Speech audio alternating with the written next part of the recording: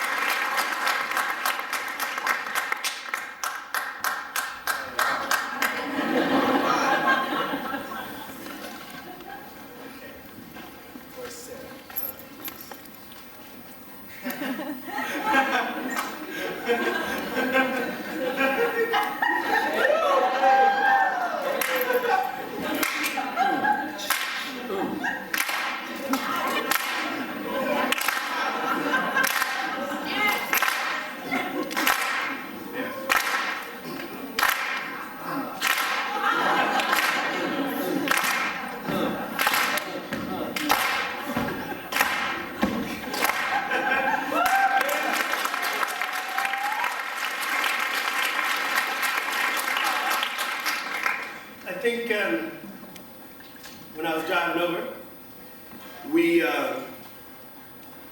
were trying to figure out how I was going to start the speech.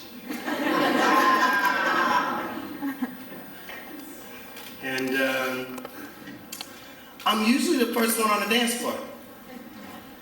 And so I think instead of the title of my talk being A Way of Making, it should be like, how to get the party started. Right? And I'll try to use that idea throughout our conversation. I'm not going to talk long. I'd rather answer questions, and it's really amazing to see all of you out so early. How many artists are there? Yeah, right on, right on, right on. It's early for y'all. Thank you, Michelle. Thank you, Barbara Kennan, if you're in the room. What an amazing moment that the city of Chicago is recognizing deeply how important artists are. How great a moment that cities that we thought we were second to or third to are losing their artists because artists want to be here instead. What an amazing time to be a maker when the territory for making is much more expanded than it's ever been. We are privileged to make.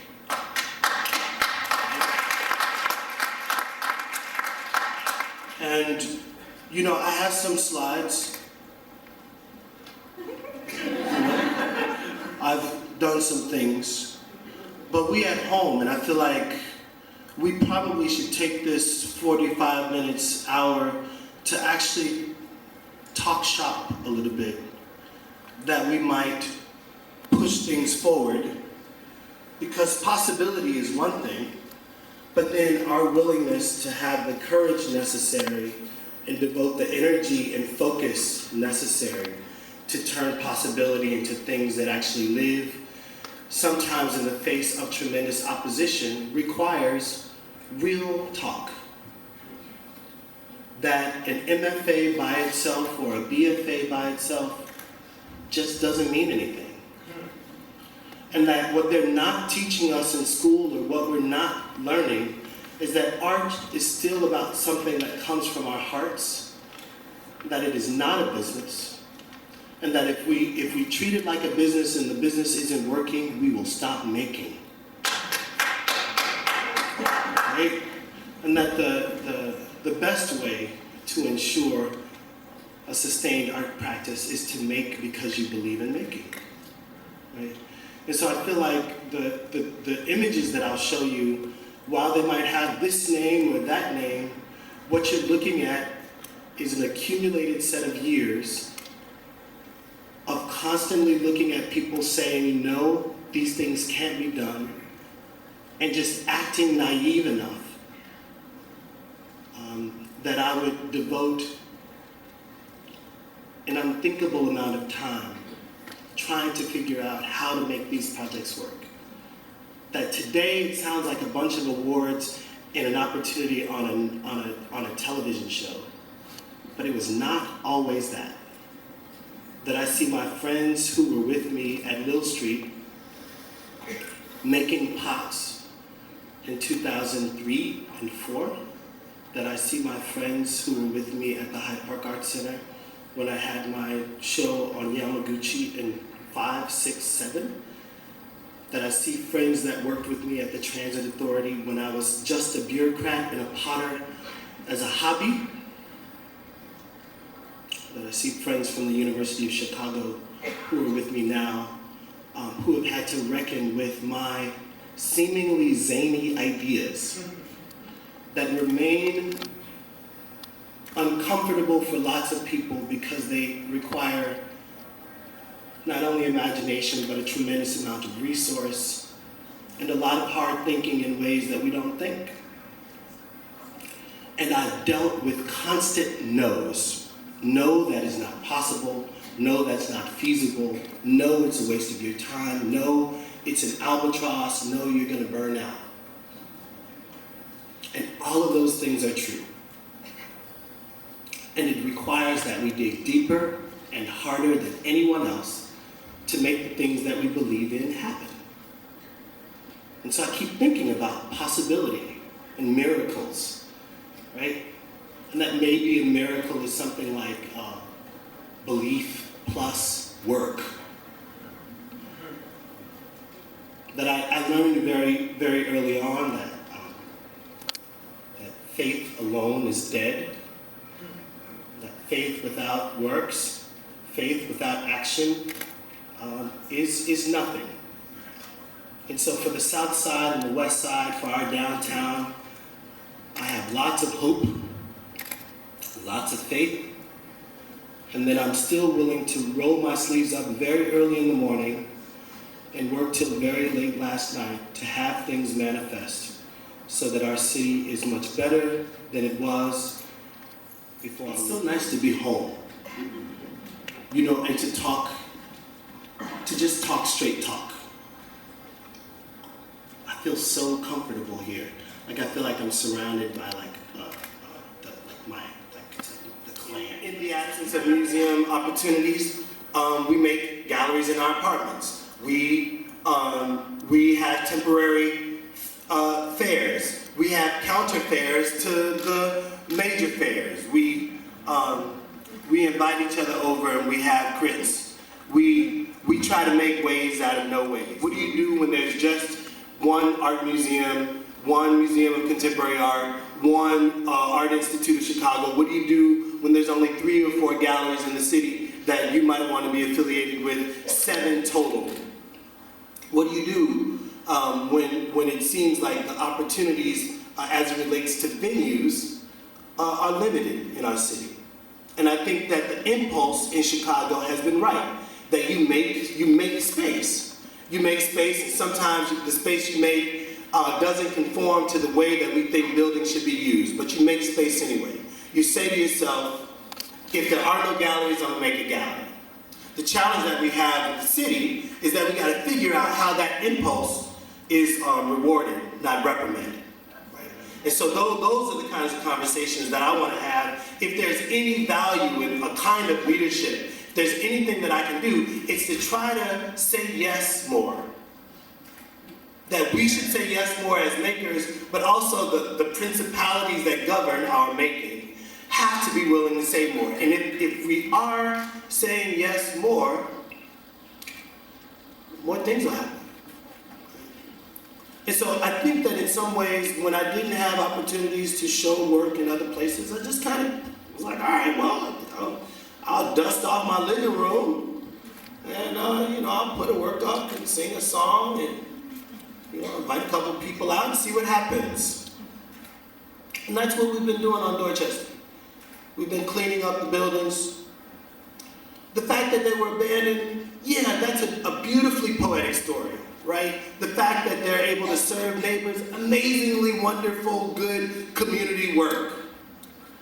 The impulse, the artistic impulse was that I didn't have a place to be an artist in my neighborhood, and I wanted to feel like an artist in my neighborhood. I was like, all right, well, what do I need to feel like an artist? I need some space to show art. I need some space to make art. I need some space where people can look at the art that I'm showing and making and be like, that's art. I need a little place to drink every once in a while so we can ruminate on the possibilities of future artistic practice. Every neighborhood deserves that, right? But I shouldn't have to leave Grand Crossing to go to Skylark. Now, I could choose to go to Skylark, but going to Skylark should be a choice. I could choose to go to 694 on my elegant nights. I can walk down the street to Knightwood. I can kick it with my white homies at Maria's. But man, more people should know about Leo's Den. More people should know about Reds. You know, my spots, you know. President's Lounge, Monday nights, girls' night, on girl all time party.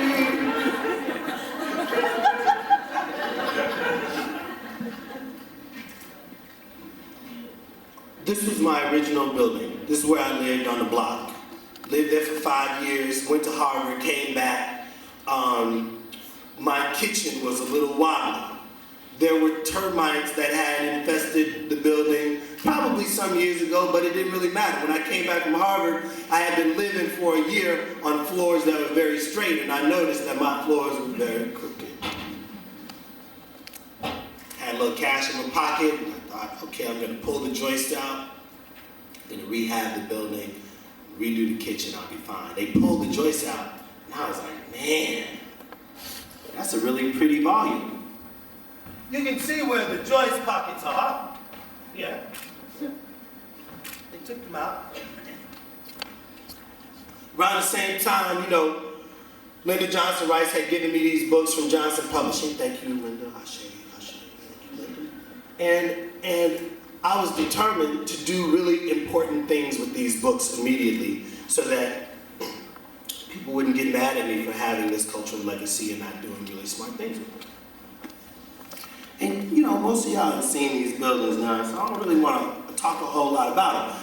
But, you know, it's a $100,000 project to rehab the building, right? $100,000 ain't always easy to come by, but it's like, that $100,000 is having tremendous symbolic impact. Like, I decided, okay, I'm going to try to make these buildings act like they're works of art. I'm going to think about them as important monuments that live in the world, important monuments that symbolically can go out into the world and say that somebody cares in Grand Crossing.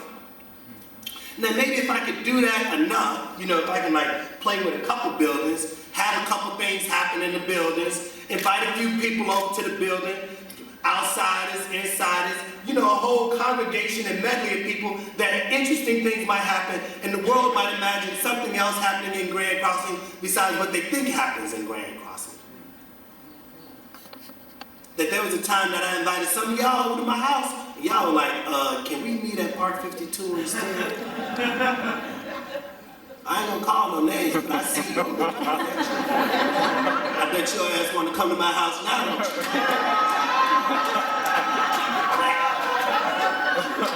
You're not invited. Right, so we do these little things in these buildings. It's informal, Your Honor, it's you know, I'm just having a party. I show films, I'm a private individual, I got a private house, we got a nice screen on the first floor, every once in a while we show a film. We're not doing nothing wrong. You know, we didn't take Mr. Jones' parking spot. Right, we're just wanting to be creative people. I just have this little itch inside me that I want to scratch sometimes. I want to share that scratch, I want to scratch other people. I want everybody to just itch all over. I don't know that. Something like that. And that it's a lot of stuff, these archives, there are a lot of stuff. So it's like, well, maybe we can invite other artists to do things. Maybe we can share a little bit. You know, maybe we can expand the practice from the things that benefit me into a kind of sphere of opportunity, you know? Like maybe these archives can do more imaginative things than within other people's hands than my own. That maybe sometimes it's about creating the work of art, but sometimes it's about creating the platform that allow other people to create works of art. That the creation of the platform sometimes is way more exciting and compelling to me as a maker. That when the thing becomes generative for real, when it's like, when it will keep producing, then I feel like, wow, that's a significant work of art. It could be 1-to-1, but if the same time will produce something that's like 1-to-30, that 30 artists could be made on the Black South Side, that 30 projects might emerge because we captured these glass lantern slides, that 30 more archives might be made available, more than I can receive, and I can call my homies and say, yo, you too can have a glass lantern slide archive. But it requires that you say yes, that you sacrifice for the yes sometimes. Like that I've had to make decisions of having a late mortgage payment so that I could buy the Dr. Wax albums. And it's like, all right, I'm gonna be in this relationship with this mortgage for a long time. This opportunity for these Dr. Wax albums gonna come once. I'm gonna pay the extra $235 and be late on my mortgage. Now, I'm not telling you how to be late on your mortgage. I'm just saying that sometimes you have to sacrifice for the things that you want. So we do things on the block. We don't do things every day. We can't afford to. But it ain't about doing things every day. It ain't about the program. It's about the impact, right? It's about the impact. Like, I went to Paris once. It was done. It was like, I'm traveling.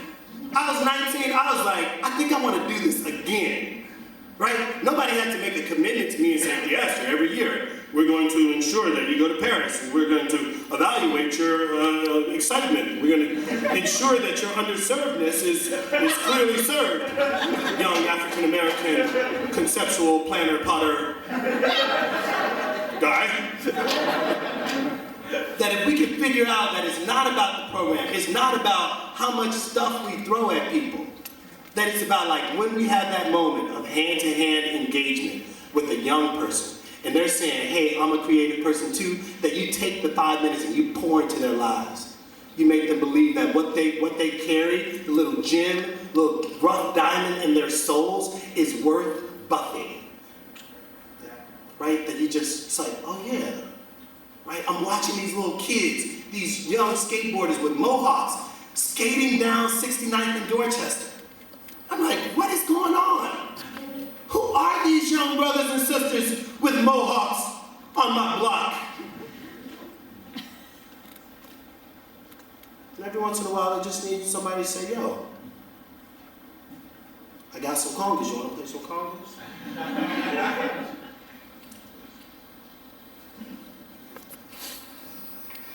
And it feels important to talk about institutions for a minute. I work at the University of Chicago. Right? How many of y'all got day jobs?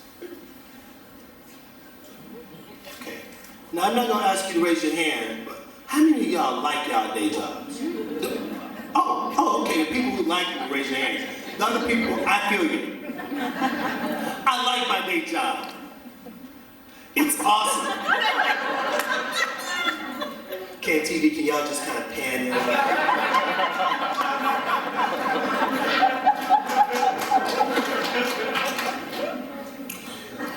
We at the University of Chicago, not only do we believe in the value of a rigorous intellectual life, we believe that we are a university in the city of Chicago, and we believe that as an urban campus, our neighbors are very important to us. And as a result, culture not only to the campus of the University of Chicago, but we hoped that it would spill out.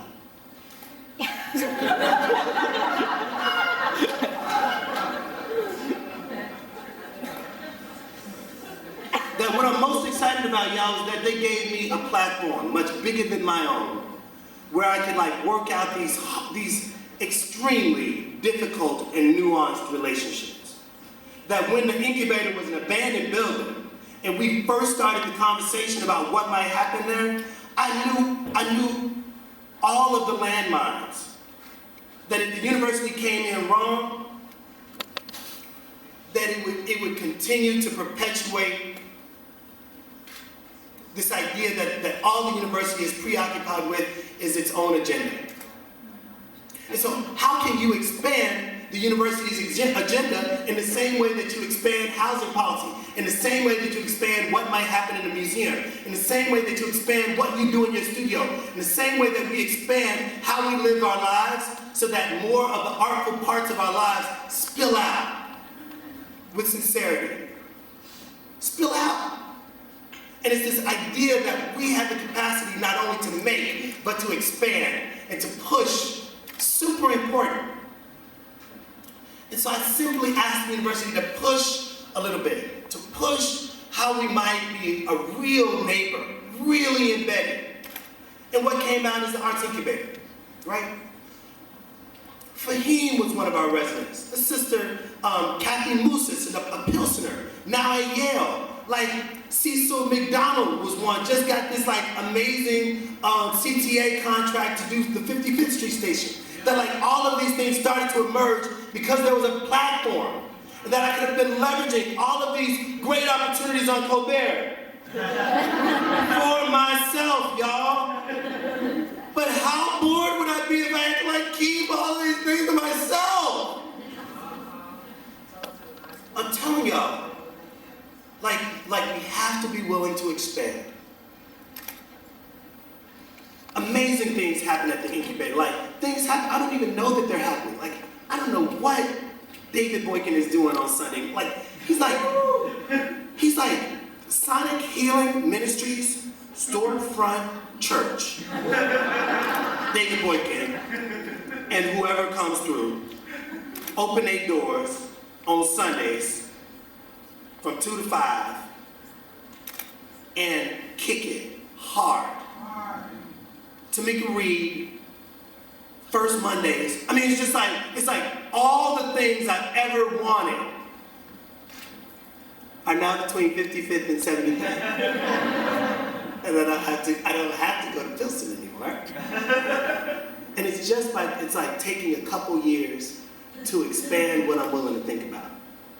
Taking a moment. There was a moment when at Lil Street I couldn't afford the rent anymore. It was like, to fire the kiln, it was like rent was $250, the kiln was like $1,000. I wanted the whole kiln because nobody wanted their pots next to mine because I did weird things. They didn't want the bastardness of my pots to spill over onto their pretty white porcelains.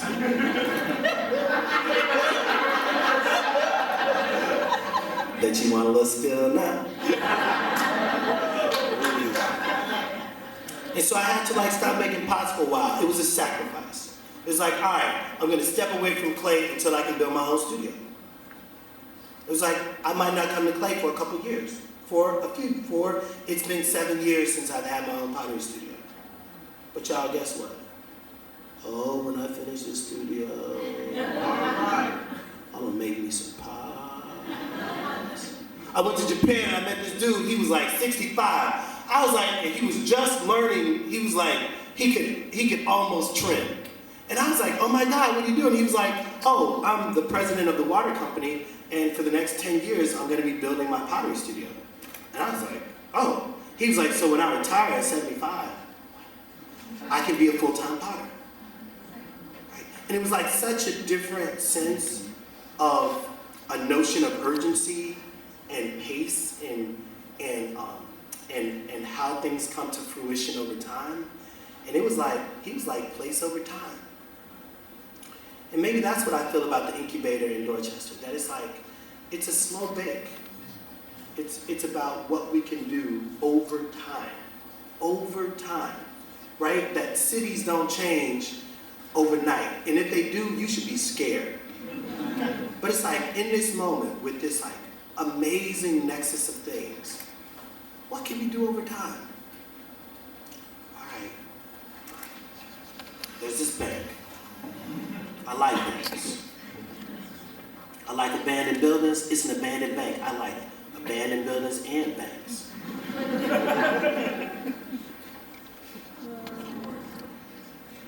I'm telling you, y'all.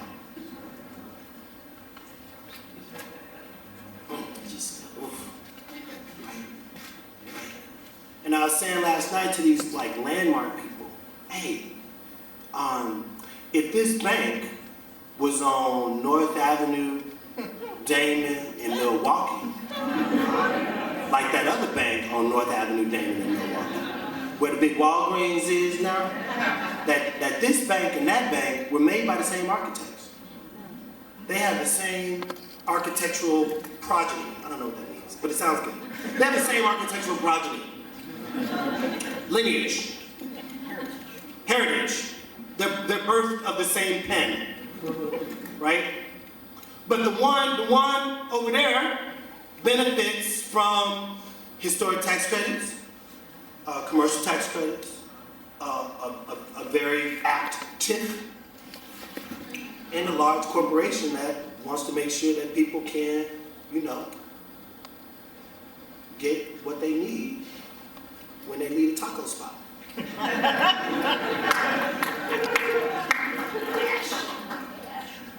Flash taco. Flash taco on top of what used to be Lid X, place over time. Lid X! How many Lid X's do we have out here, people? I'm a poet and I know it. That sometimes artists have to figure out more creative ways to make things happen. Right?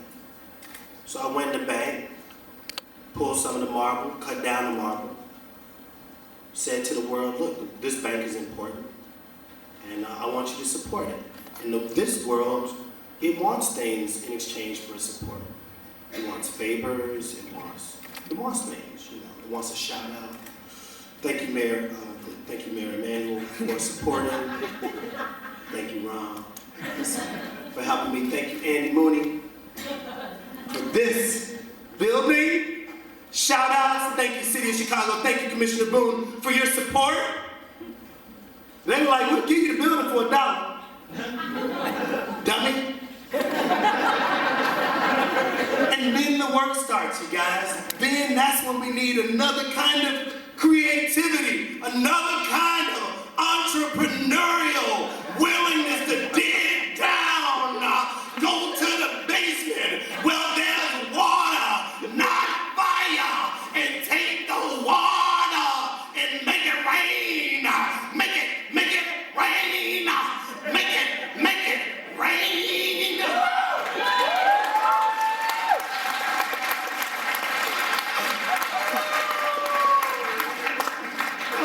So I made some bonds and made it rain, and we're still looking for rain.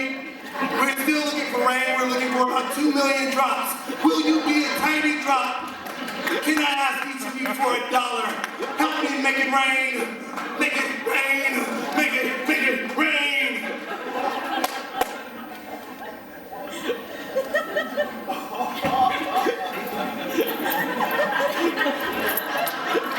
Hey.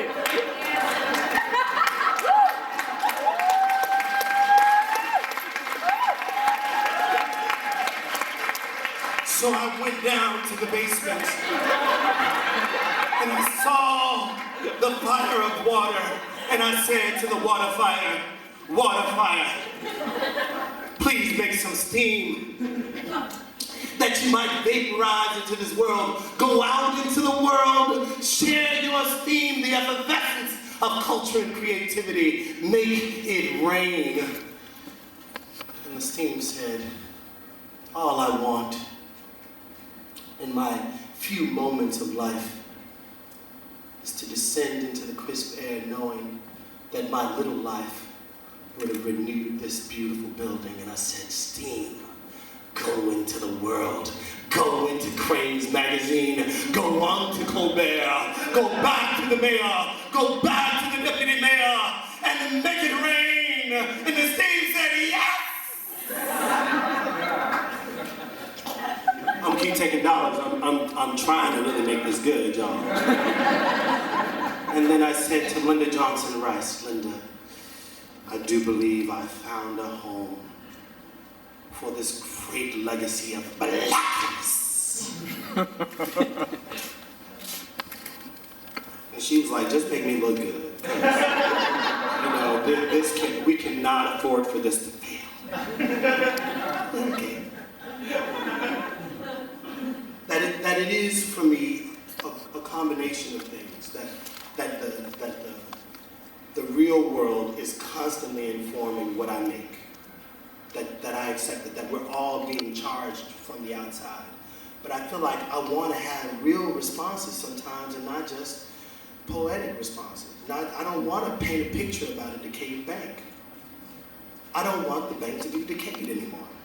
I don't want to take the last opportunity for an amazing historic building on Stony Island and watch it pass, thinking that maybe there was something I could do.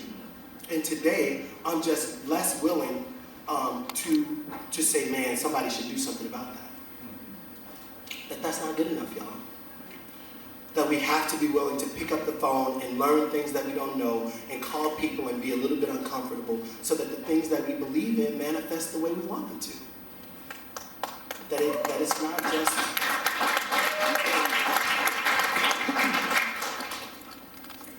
I'm going to go on a limb and I'm going to say it just can't be our studio practices. That if we're not willing to think about how we live in the world, we're not allowing the full measure of soul a sector. And that if we would spend a little bit of time thinking about what our needs are together, we might be able to ask a bigger question of the city. We might be able to ask a bigger question of ourselves and what this city could be. But we have to be willing to fight for it and wake up early and talk to each other and try things that are much bigger than ourselves.